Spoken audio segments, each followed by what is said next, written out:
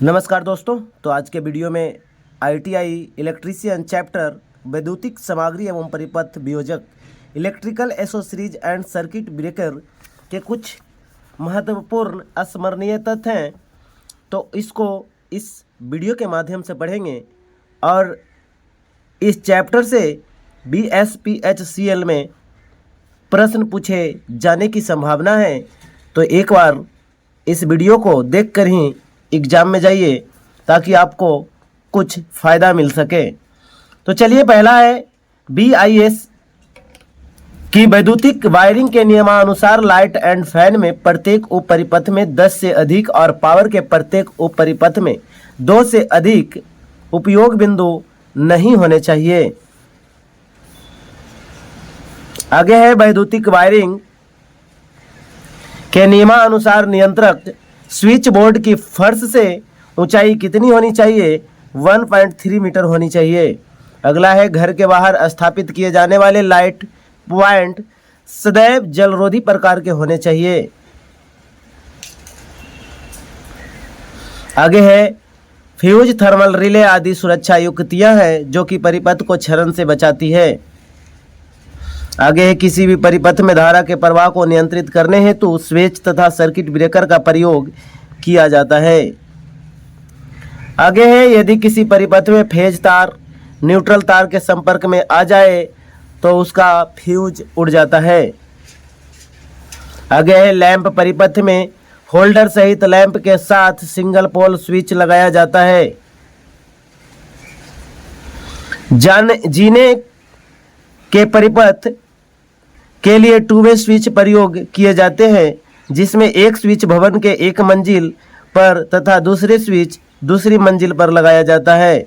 जीने कहने का मतलब सीढ़ी जो होता है, सीढ़ी उड़ी पर वो 2 वे स्विच का प्रयोग किया जाता है ताकि आप नीचे से चढ़ते समय स्विच का बटन ऑन कीजिए, लाइट जल जाएगा और ऊपर जाने के बाद स्विच का बटन अगर ऑफ कीजिएगा तो लाइट बुझ जाएगा। आगे है मास्टर स्विच, अनेक घरेलू वैद्युतिक उपकरणों को एक साथ नियंत्रित करने के लिए लगाया जाता है। नाइफ स्विच की धारा रेटिंग 1200 एम्पियर या इससे अधिक होती है। सर्किट ब्रेकर एवं स्विच को एक परिपथ के भूमिगत चालक से अवश्य संपर्कित करना चाहिए। वैद्युतिक वायरिंग हेतु तांबे के तार, एल्युमिनियम के तार, GI तार तथा PVC तार प्रयोग किए जाते हैं। वायरिंग में सॉकेट, होल्डर व स्विच को माइका सीट पर फिट किया जाता है। सीलिंग स्विच एक बार दबाने पर परिपथ ऑन हो जाता है तथा दूसरी बार दबाने पर ऑफ हो जाता है। आगे प्रश्न है 2 पोल आयरन क्लैड स्विच में प्रत्येक लाइन के श्रेणी क्रम में एक फ्यूज लगाया जाता है। 3 पोल आयरन क्लैड स्विच 3 फेज लाइनों को एक साथ ऑन ऑफ कर देते हैं। DPIC तथा TPIC प्रकार के स्विच ऊपर की दिशा में ऑन तथा नीचे की दिशा में ऑफ होते हैं, जबकि अन्य स्विच ऊपर की दिशा में ऑफ होते हैं। तो ये 2 प्रकार के स्विच जो होते हैं, DPIC और TPIC, ये जो स्विच होते हैं ऊपर की ओर ऑन होते हैं और नीचे की ओर ऑफ होते हैं। सचल वैद्युतिक उपकरणों की मेन लीड को सॉकेट में संयोजित करने वाली युक्ति प्लग टॉप कहलाती है। Bio net cap lamp holder के रिम में 2 विशेष आकृति के खांचे बने होते हैं जिनमें लैंप की टोपी में उभरी हुई फंस जाती है। BIS 732 के अनुसार बायोनेट कैप लैंप होल्डर्स का प्रयोग 200 वाट के लैंपों के लिए ही किया जाना चाहिए। Edison screw type lamp holder के रिम में चूड़ियां बनी होती है। Goliath Edison screw type lamp holders अधिक वाटेज वाले स्टूडियो हेडलाइट, फ्लड लाइट, फॉक्सिंग आदि प्रकार के लैंपों के साथ उपयोग किया जाता है।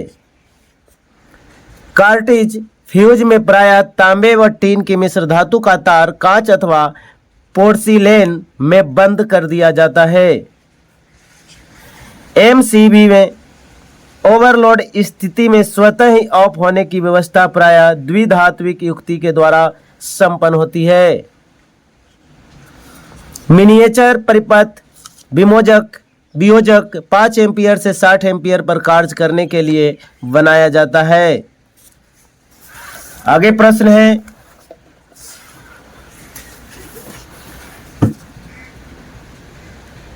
इलेक्ट्रोमैग्नेटिक रिले का प्रचालन एसी तथा डीसी दोनों सिग्नलों द्वारा किया जाता है।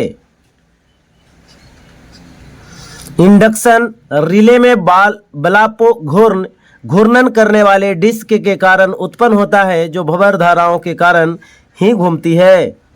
ओवरलोड रिले, जिसकी मौलिक संरचना समान प्रकार की चुंबकीय रिले के समान होती है, को ट्रोपिंग रिले के नाम से भी जाना जाता है।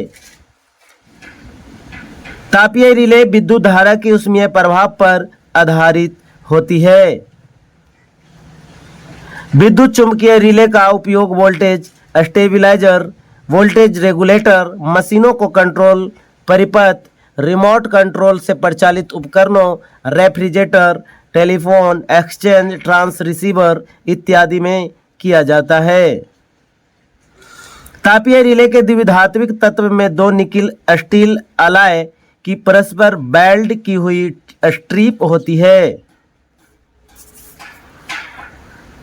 प्रगलन घटक न्यूनतम प्रगलन धारा तथा निर्धारित धारा मान का अनुपात होता है, जिसका मान इकाई से अधिक होता है। 3 फेज एसी लाइन में फेजों को लाल, पीले एवं नीले रंग द्वारा चिन्हित किया जाता है। लाल, पीले तथा नीले रंगों से चिन्हित किया जाता है। केबल का धारा वहन क्षमता उसमें प्रयोग किए गए तारों की मोटाई तथा तारों की संख्या पर निर्भर करता है। तारों की मोटाई तथा तारों की संख्या पर ही निर्भर किया जाता है केबल की धारा वहन क्षमता। केबल के 2 भिन्न भिन्न ग्रेडों 230 बाई 400 वोल्टेज एवं 650 बाई 1100 वोल्टेज में बनाया जाता है। छोटे व्यवसायों में प्रयुक्त कंट्रोल प्रणाली में कंट्रोल रिले प्रयोग की जाती है, जबकि 24 वोल्ट कंट्रोल के स्थान पर 240 वोल्ट कंडेंसिंग को सप्लाई करती है। औद्योगिक संस्थानों, फैक्ट्रियों इत्यादि में लैन यानी लोकल एरिया नेटवर्क की सुविधा यूटीपी केबल के माध्यम से ही प्रदान किया जाता है। वायरिंग लेआउट में प्रयुक्त केबल पूर्ण रूप से दृढ़ रबड़ या पीवीसी आवरण द्वारा ढके हुए होते हैं।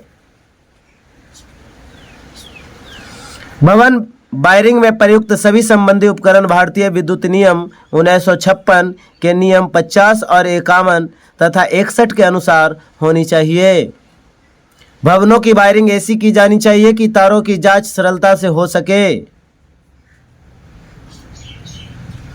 मानक रूप में इनकैंडिसेंट लैंपों का निर्धारण 60 वाट, छत के पंखा, टेबल फैन व सॉकेट आउटलेट पॉइंटों का निर्धारण 60 वाट एवं शक्ति के आउटलेट सॉकेटों का निर्धारण 1000 वाट माना जाता है।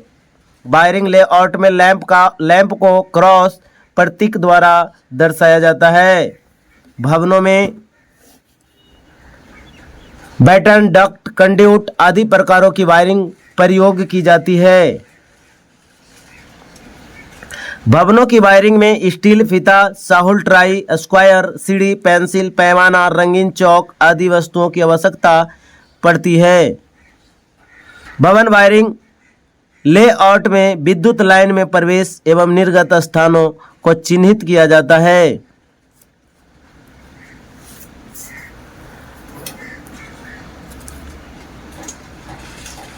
भवन वायरिंग में एक कक्ष में सामान्यतः बैंड के निकट एक लैंप, पार्श्व दीवार पर एक ट्यूबलाइट, कक्ष के मध्य में एक पंखा, पार्श्व दीवारों पर 2 सॉकेट आदि उपभोग बिंदु स्थापित किए जाते हैं।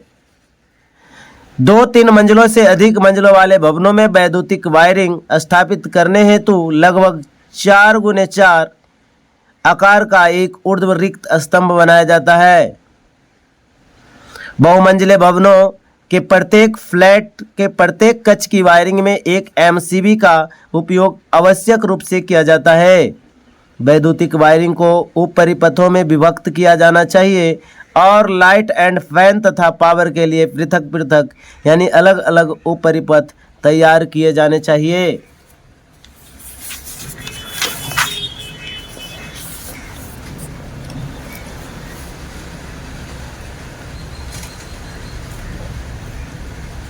लाइट एंड फैन उप परिपथ का कुल लोड 800 वाट और पावर उप परिपथ का कुल लोड 3000 वाट से अधिक नहीं होना चाहिए। नियंत्रक स्विच बोर्ड की फर्श से ऊंचाई 1.5 मीटर होनी चाहिए। यह कक्ष के प्रवेश द्वार के निकट बाईं ओर स्थापित किया जाना चाहिए।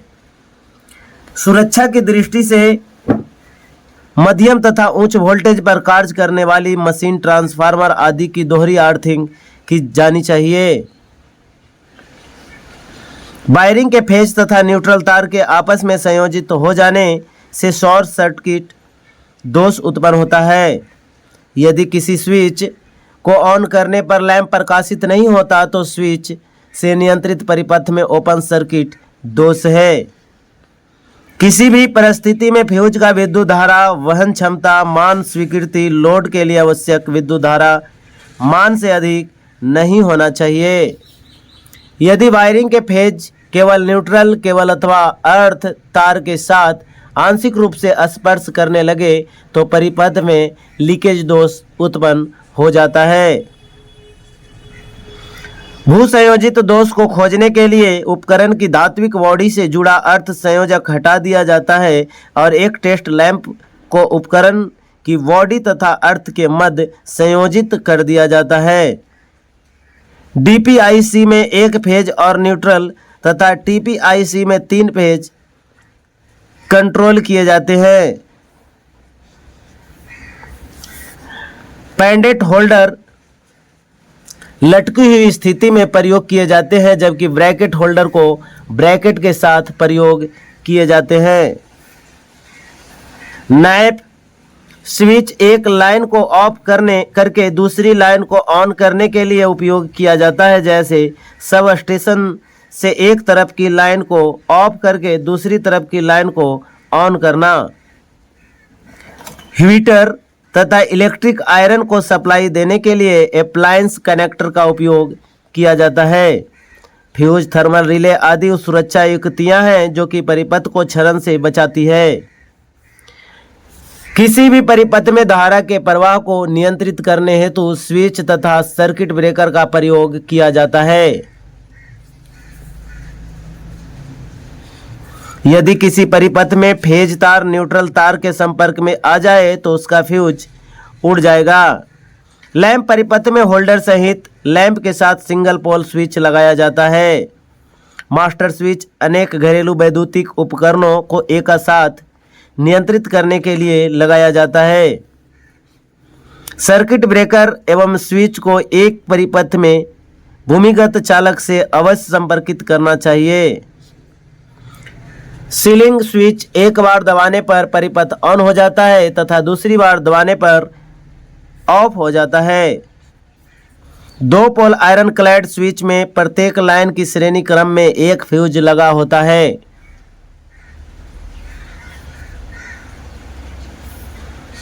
तीन पोल आयरन क्लैड स्विच 3 फेज लाइनों को एक साथ ऑन ऑफ कर देते हैं।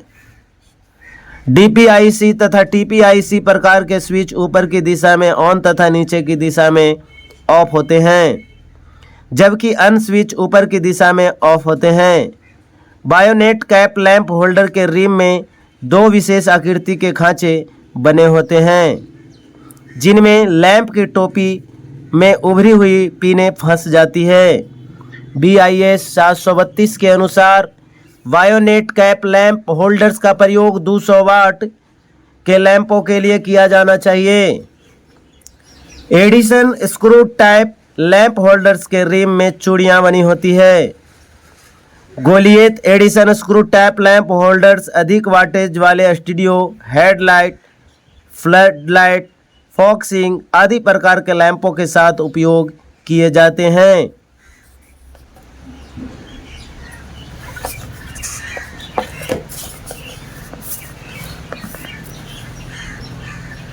कंट्रोल फ्यूज में प्रायः तांबे व टीन के मिश्र धातु का तार कांच अथवा पोर्सिलेन में बंद कर दिया जाता है।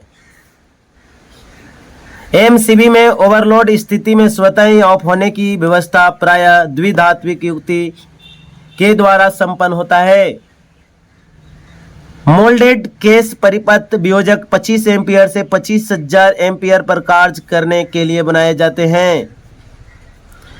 इलेक्ट्रोमैग्नेटिक रिले का प्रचालन एसी तथा डीसी दोनों सिग्नलों द्वारा प्रचालित किया जाता है। इंडक्शन रिले में ब्लैकहोर्न घूर्णन करने वाले डिस्क के कारण उत्पन्न होता है जो ववर धाराएं के कारण घूमती है। ओवरलोड रिले जिसकी मौलिक संरचना समान प्रकार की चुंबकीय रिले के समान होती है को ट्रिपिंग रिले के नाम से भी जाना जाता है। तापीय रिले विद्युत धारा के ऊष्मीय प्रभाव पर आधारित होती है। विद्युत चुंबकीय रिले का प्रयोग वोल्टेज स्टेबिलाईजर, वोल्टेज रेगुलेटर, मशीनों को कंट्रोल परिपथ, रिमोट कंट्रोल से प्रचालित उपकरणों, refrigerator, telephone exchange, transceiver इत्यादि में किया जाता है। तापीय रिले के द्विधात्विक तत्व में दो निकिल स्टील अलाय की परस्पर बेल्ट की हुई स्ट्रिप होती है। प्रगलन घटक न्यूनतम प्रगलन धारा तथा निर्धारित धारा का मान का अनुपात होता है जिसका मान इकाई से अधिक होता है। 3 फेज एसी लाइन में फेजों को लाल, पीले और नीले रंग से चिन्हित किया जाता है। 3 फेज एसी लाइन में नीले, पीले और लाल रंगों से चिन्हित किया जाता है। डिस्ट्रीब्यूशन बॉक्स प्रणाली का मुख्य लाभ यह है कि एक उप परिपथ में दोष पैदा होने की स्थिति में दूसरा परिपथ चालू रहता है और इस प्रकार दोष अन्वेषण कार्य सरल से हो जाता है।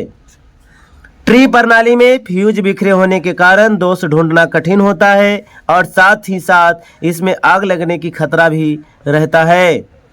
केबल की धारा वहन क्षमता उसमें प्रयोग किए गए तारों की मोटाई तथा तारों की संख्या पर निर्भर करता है। केबल को 2 भिन्न भिन्न ग्रेडों 230 से 400 वोल्ट एवं 650 से 1100 वोल्ट के बनाया जाता है।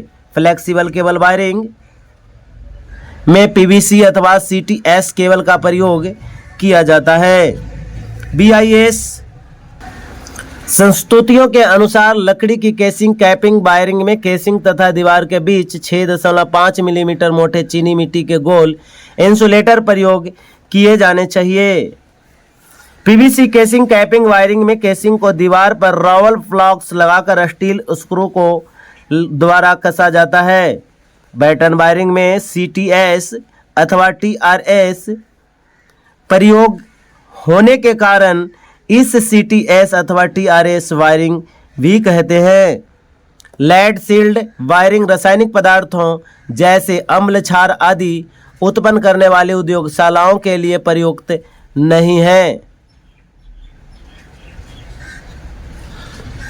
कम गेज वाला पाइप जिंक तथा एल्युमिनियम की चादर अथवा अधिक गेज वाला पाइप माइल्ड स्टील की चादरों को जोड़कर बनाया जाता है।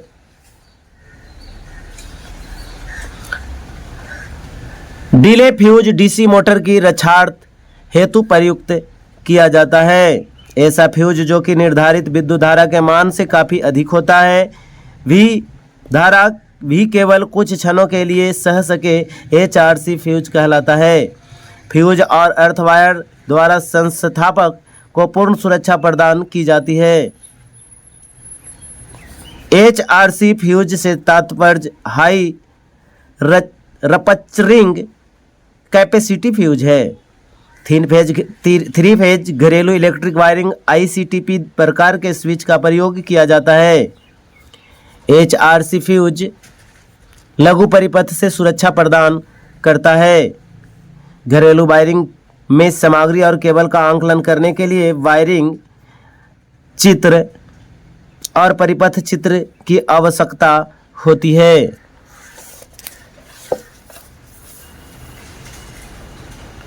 घरेलू वायरिंग में स्विच सदैव फेज में लगाया जाता है, न्यूट्रल में नहीं। इसका उद्देश्य व्यक्तियों की सुरक्षा। एक अच्छे फ्यूज तार में न्यून विशिष्ट प्रतिरोध, निम्न गलनांक विद्युत होना चाहिए। फ्यूज सामग्री के रूप में कार्बन का प्रयोग नहीं किया जाता है। HRC फ्यूज का प्रयोग मुख्यतः 3 फेज वाले सिस्टम में किया जाता है। फ्यूज वायर में निम्न प्रतिरोध और निम्न गलनांक होनी चाहिए। आपूर्तिकर्ता का फ्यूज घरेलू तार स्थापन प्रणाली में ऊर्जा मीटर के बाद लगाया जाता है। बैटन होल्डर में प्लास्टिक शेड यानी रेन वाटर यानी बरसात का पानी से बचने के लिए लगाई जाती है। सीसिंग रोज सामान्यतः वॉल्स यानी दीवारों पर फिट किया जाता है। स्विच, सॉकेट, प्लग होल्डर इत्यादि बैकेलाइट से बने होते हैं। कंसील्ड तंत्र में सैडल स्विच का बॉक्स से लगभग 30 सेंटीमीटर दूरी पर लगाया जाता है। फ्यूज धारा यानी हीटिंग यानी कि ऊष्मा के प्रभाव का कार्य करता है। एक पोल MCB का प्रयोग सामान्यतः 100 रूम में किया जाता है। फ्यूज परिपथ में सबसे कमज़ोर हिस्सा है।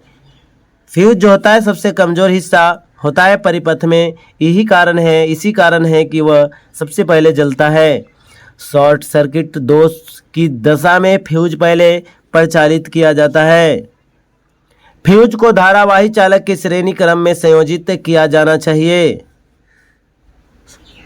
HRC फ्यूज में विच्छेद और अंतिम धारा शून्य के बीच का समय आर्कन काल होता है। फ्यूज वायर की रेटिंग सदैव एम्पियर में व्यक्त किया जाता है। नेशनल इलेक्ट्रिकल कोड 2011 के अनुसार नाइफ स्विच 1000 एम्पियर पर निर्धारित किए जाते हैं। बंद अतिधारा बचाव